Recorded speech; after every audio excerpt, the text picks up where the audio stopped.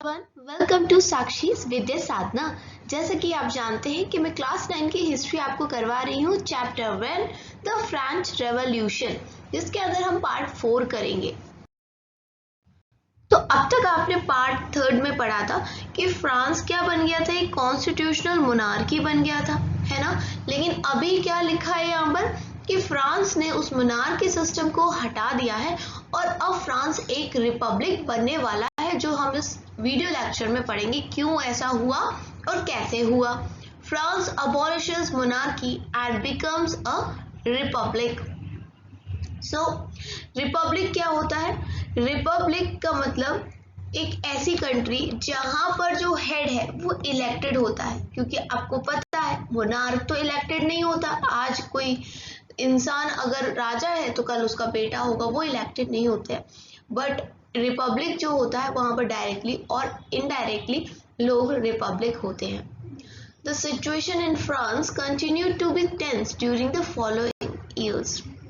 Although Louis XVI had resigned the constitution, he entered into secret negotiations with the King of Prussia।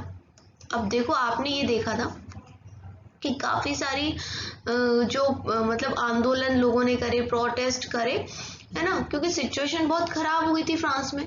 तो उस सब के बाद जो लुईस 16 था, उसने कॉन्स्टिट्यूशन को मान तो लिया, लेकिन चोरी छुपके उसने जो प्रूशिया कंट्री है उसके राजा से बातचीत यानी नेगोशिएशन करना स्टार्ट कर दिया।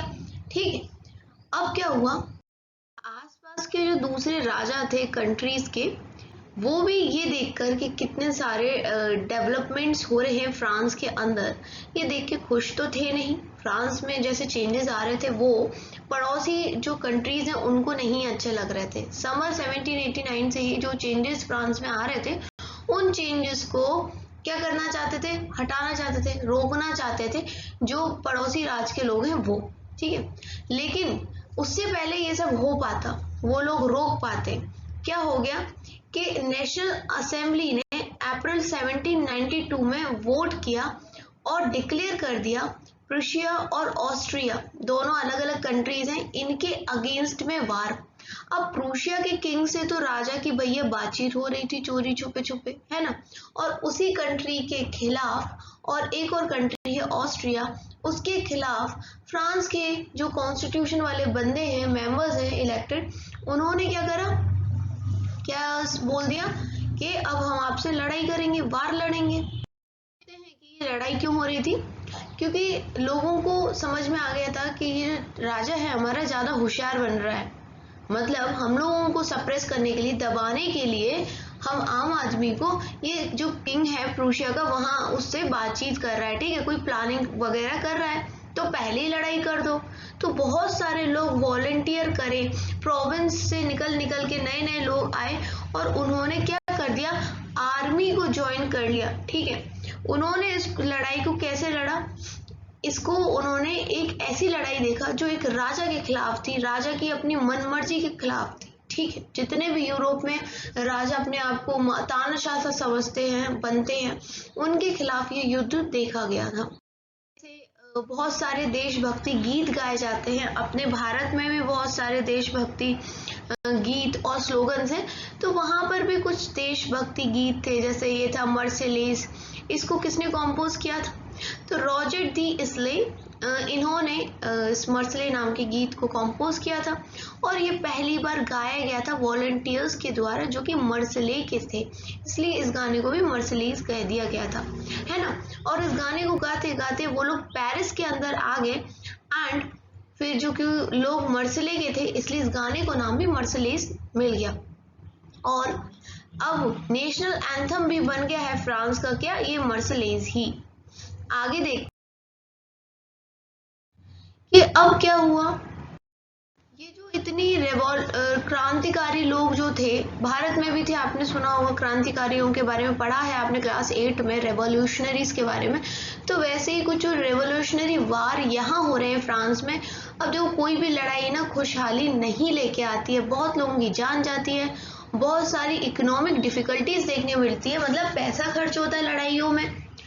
अब जो आदमी थे वो तो देखो सामने जाकर लड़ाई कर रहे थे, लेकिन क्या औरतें फ्री बैठी थी? नहीं, औरतें भी फ्री नहीं बैठी थी। वो अपने घर के काम कर रही थी क्योंकि उनके जो पति हैं, भाई हैं या पिता हैं, वो लड़ाई करने, युद्ध करने गए हुए हैं। तो औरतें भी पीछे से घर को चलाने के लिए पैसे कमा रही थी, सो दैट वो अपने घर की रखवाली कर सके।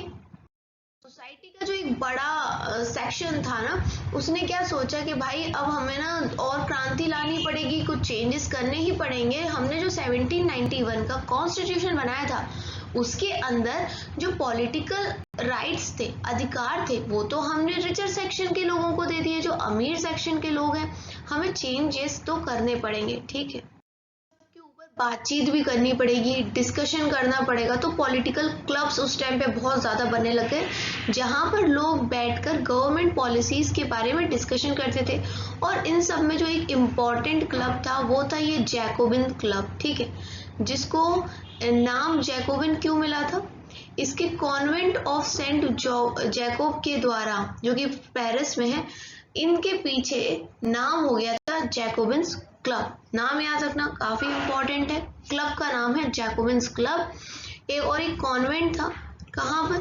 कॉन्वेंट क्या होता है, नीचे देख लो, एक ऐसी बिल्डिंग जो कि रिलीजियस लाइफ को समर्पित होती है।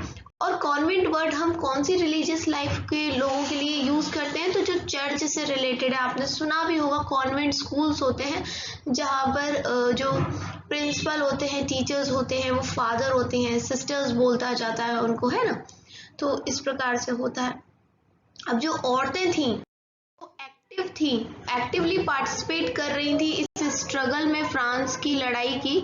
तो उन्होंने भी अपने खुद के क्लब्स बना लिए। तो उन्होंने क्लब बनाए थे, उनके बारे में आप पढ़ोगे इस चैप्टर के सेक्शन 4 के अंदर, ठीक है। तो हम जानेंगे कि औरतों की क्या प्रॉब्लम्स थी, क्या उनकी डिमांड्स थी, और कैसे उन्होंने एक्टिव पार्टिसिपेशन किया था इस स्ट्रगल ऑफ फ्रीडम बोल सकते हैं फ्रांस को लेके, क्योंकि अभी भी इक्वल राइट सबको तो मिल नहीं रहे हैं। एक सोसाइटी के जो रिचर लोग हैं, अमीर लोग हैं, उन्हीं को सारे जो राइट्स हैं वो मिल रहे हैं। अब जो मेंबर्स हुआ करते थे बेटा जैकोबिन क्लब के, वो किस फैमिली को बिलोंग करते थे? जो ज्यादा प्रॉस्पेरस नहीं थी, मतलब थोड़े गरीब वर्ग के लोग होते थे। छोटे दुकानदार, कारीगर हो गए, जूता बनाने वाले लोग हो गए, है ना, या फिर जो ब्रेड बनाते हैं, पेस्ट्री कुक्स करते हैं, घड़ी बनाने लोग, प्रिंटर लोग, या फिर कहीं के नौकर, या फिर जो डेली वेज वर्कर होते हैं वो। लीडर कौन था लेकिन इनका? नाम याद रखना, लीडर कौन था इनका? तो लीडर था इनका मैक्सिमिलियन रॉबेस्पियरे, ठीक है। अब एक लार्ज ग्रुप जो था जैकोबिन्स के अंदर, उसने क्या डिसाइड किया कि वो लॉन्ग स्ट्रिप के ट्राउजर्स पहनना स्टार्ट करेगा, ठीक है, जो डॉक वर्कर्स पहनते हैं। आपको इसमें दिख रहे होंगे, ये स्ट्रिप्स बनी हुई है ना, ऐसी लंबी लंबी लाइन, इस प्रकार के लंबे ट्राउजर्स ये लोग पहनना स्टार्ट करेंगे, ठीक है। अब इन्होंने ऐसे कपड़े पहनना क्यों स्टार्ट किया? भाई आप स्ट्रगल करने जा रहे हो या फिर फैशन शो में जा रहे हो, आप यही सोच रहे होंगे। तो इन्होंने ऐसा डिसीजन इसलिए लिया ताकि ये थोड़ा अलग दिख सके, ठीक है, क्योंकि जो दूसरी सोसाइटी के लोग थे, थोड़े पैसे वाले थे, एलाइट ग्रुप के जो एलीट ग्रुप के जो लोग थे, वो नी ब्रीचेस पहनते थे, घुटने तक के जो ट्राउजर्स आते हैं, पैंट्स आते हैं, वो पहनते थे। तो ये क्या चाहते थे? हम अलग दिखें, हमारी पहचान अलग हो, हमारी आइडेंटिटी अलग हो। सो ये लंबे और लॉन्ग स्ट्रिप्स के जो ट्राउजर्स हैं वो पहनने लगे, जैसे आपको पिक्चर में दिखाया जा रहा होगा। ये एक कपल है, जैसे ये एक आदमी है और ये एक औरत है, तो कुछ इस प्रकार के ये ट्राउजर्स पहनते थे। A sans culottes couple.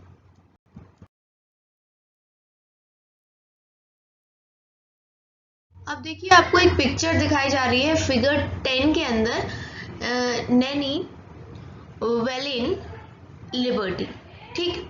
तो ये एक बहुत ही रेयर पेंटिंग है, एक वुमेन आर्टिस्ट ने बनाई है, मतलब एक औरत ने इस पेंटिंग को बनाया है। क्योंकि देखो औरत की जो कंडीशन है, चाहे वो फ्रांस की सोसाइटी हो या फिर वो हो इंडिया की सोसाइटी या वर्ल्ड की कहीं की भी सोसाइटी, 99% वहाँ औरतों की जो कंडीशन थी स्टार्टिंग में बेकार ही थी हर जगह। तो औरतों को कुछ भी करने का मौका नहीं मिलता था।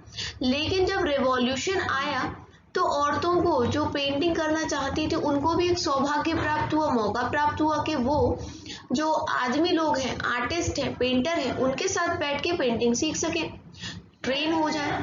तो वैसे ही ये एक जो मैडम है वो ट्रेन हो गई और उन्होंने ये औरत की पेंटिंग बना दी, ठीक है। और ये जो पेंटिंग है ये क्या डिनोट करती है? लिबर्टी।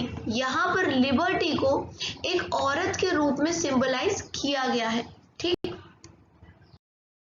आपको बताया था कि लोगों ने नी ब्रीचेस जो थे पहनते थे वो अवॉइड करके अपने अलग से ट्राउजर्स बना दिए लॉन्ग स्ट्रिप्स के और पहनना स्टार्ट कर दिया। ऐसा करके वो दिखाना चाहते थे कि जो नी ब्रीचेस पहनने वाले नोबल पीपल हैं, हम उनकी पावर्स को अब यहाँ से एंड कर रहे हैं, उनकी सत्ता का अब हम एंड कर रहे हैं, ठीक है। तो जो जैकोबिन्स थे उनको अब क्या कहने लगे हम लोग? सैन कुल्टोस कहने लगे। ये फ्रेंच लैंग्वेज के शब्द हैं तो मे बी प्रोनाउंसिएशन गलत हो सकती है, बेटा आप लोग क्या करना कि इनकी स्पेलिंग सही लिखना। तो इन सैन कुल्टोस का मतलब क्या होता है? जो नी ब्रीचेस के बिना होते हैं, यानी दोज विदाउट नी ब्रीचेस, क्योंकि वो लोग नी ब्रीचेस तो पहनते नहीं थे, पूरे नीचे तक का पैंट पहनते थे लॉन्ग स्ट्रिप वाला। अब इनमें भी जो आदमी होते थे सैन कुल्टोस के अंदर, उनको लाल रंग की कैप पहनने का मौका मिलता था। लाल रंग की कैप, रेड कैप क्या दिखाती थी? लिबर्टी दिखाती थी कि भैया आप फ्री हैं। लेकिन जो औरतें थी उनको रेड कैप पहनना अलाउ नहीं था। अब क्या हुआ कि समर आ गया, 1792 की बात है। तो ये जो जैकोबिन्स लोग थे, जो जैकोबिन क्लब के मेंबर्स थे, उन्होंने प्लान क्या किया? एक इंसरेक्शन प्लान किया, ठीक है। इंसरेक्शन क्या होता है? बगावत कर देना, मतलब आपका जो भी देश चलाने वाला व्यक्ति है, हेड है आपकी कंट्री का, आप उसके खिलाफ कुछ भी काम करो तो वही इंसरेक्शन हो गया, बगावत करना हो गया। और जो बहुत ही बड़े नंबर के जो पर्शिया के लोग थे वो भी बहुत गुस्से में थे, क्योंकि भाई खाने की बहुत कमी थी, प्राइजेस जो खाने के थे, बचे कुचे जो भी थोड़ा बहुत खाना था उसके बहुत हाई थे। तो लोग ऑलरेडी आग बबूला हो रखे थे।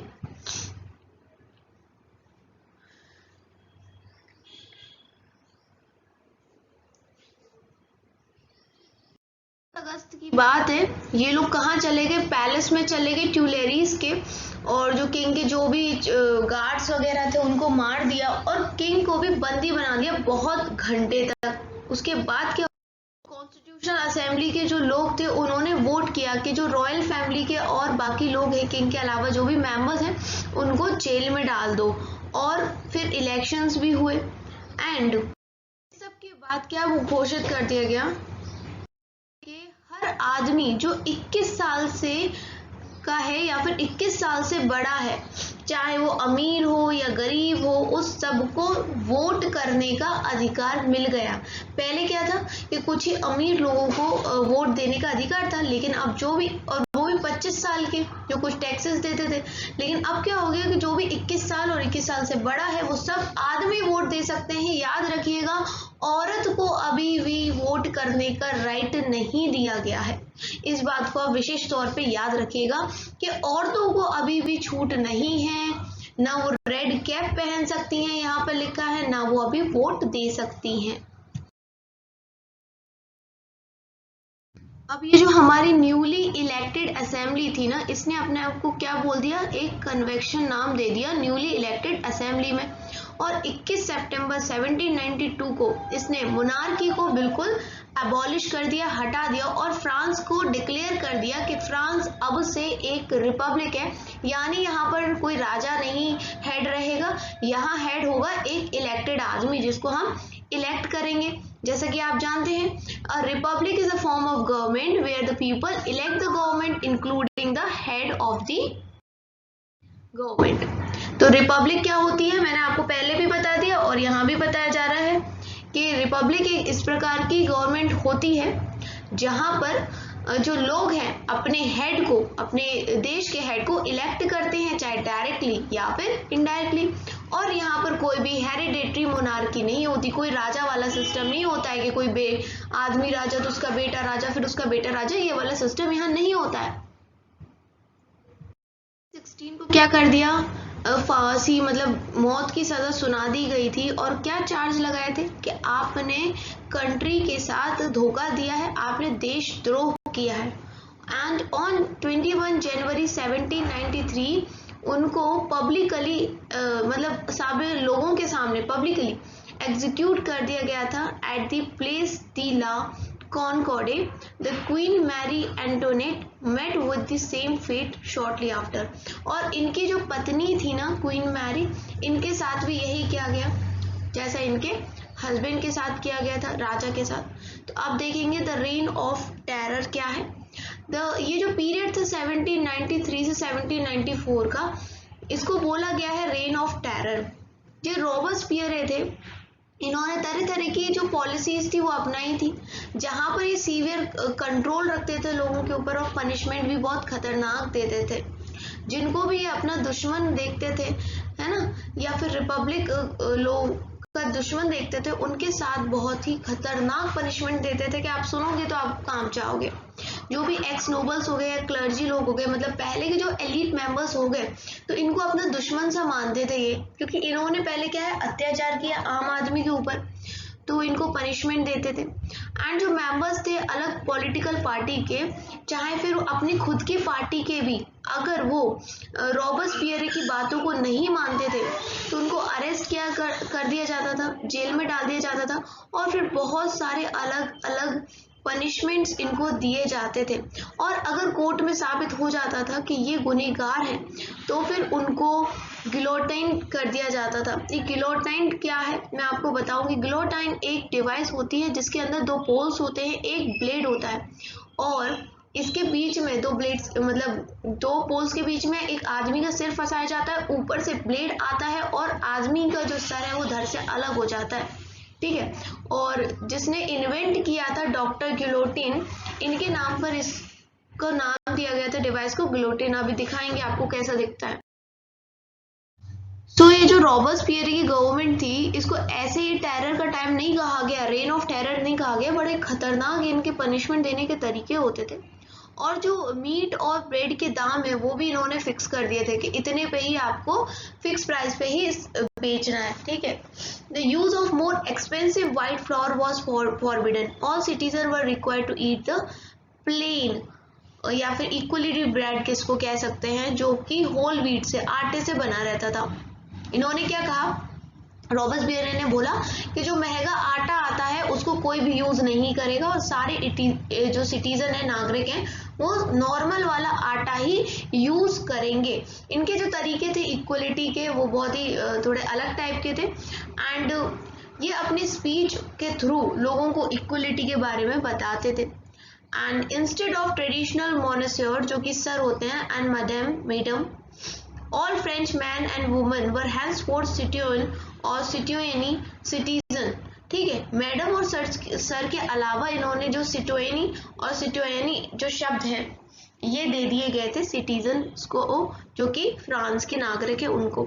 चर्चेस को भी शट डाउन कर दिया गया था, एंड उनकी जो बिल्डिंग्स हैं उनको ऑफिस में कन्वर्ट कर दिया गया था। क्योंकि चर्च से क्यों चिढ़ते थे, क्योंकि यहाँ पर भी क्लर्जी लोग हुआ करते थे जिन्होंने काफी अत्याचार कर रखा था आम आदमी के ऊपर, है ना।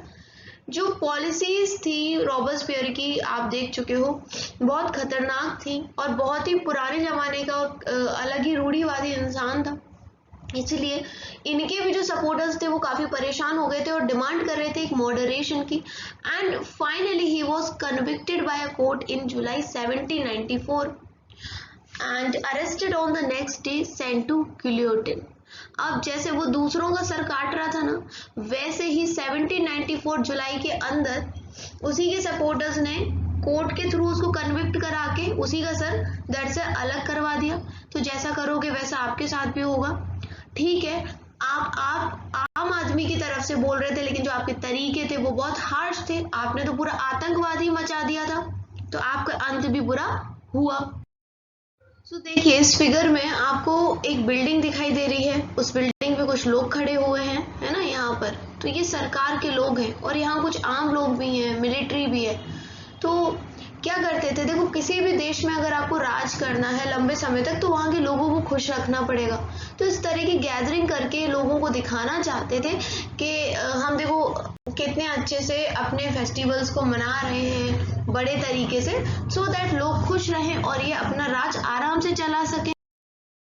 अ डायरेक्टरी रूल्स फ्रांस, मतलब अब फ्रांस को रूल कौन करेगा, एक डायरेक्टरी रूल करेगी।